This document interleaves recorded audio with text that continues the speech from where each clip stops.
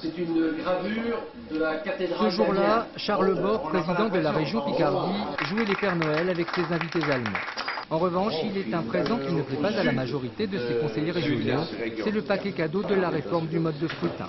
Et pour Charles Bort, tout fraîchement estampillé UMP, le projet de loi n'a qu'une seule intention. Qu'est-ce qu'on recherche par rapport au scrutin? Quel est l'objectif? Si l'objectif c'est d'avoir une majorité, évidemment, il y a des sensibilités qui seront moins bien représentées.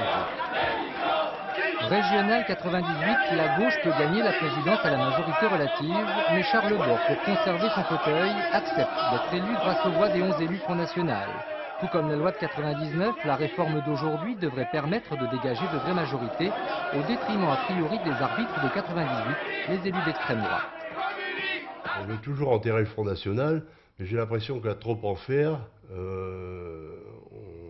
on obtient le résultat contraire. Abandonnée pour 2004, la proportionnelle avait installé en Picardie une assemblée régionale bigarrée. De l'extrême droite à l'extrême gauche, presque toutes les formations de l'échiquier politique avaient obtenu au moins un élu. Et l'un des points de la réforme qui déchaîne aujourd'hui les passions inquiète tout ce qui n'est pas UMP. Il me semble que parler de 10% des inscrits pour permettre de rester au second tour, 10% des inscrits, je vous rappelle que ça correspond, compte tenu du taux d'abstention, à probablement quelque chose comme 20% de votants. Là, ça me semble vraiment dommage parce que ça ne permet pas de représenter la totalité des courants de pensée de notre pays. Une bipolarisation UMP-PS se profile au détriment du pluralisme. Et même s'ils pourraient en profiter en 2004, les socialistes picards trouvent que l'UMP en fait trop. Oui à la première partie de la réforme, c'est-à-dire donnons-nous les moyens d'avoir des majorités, non à la seconde partie de la réforme, qui n'est pas une réforme, qui est une magouille électorale.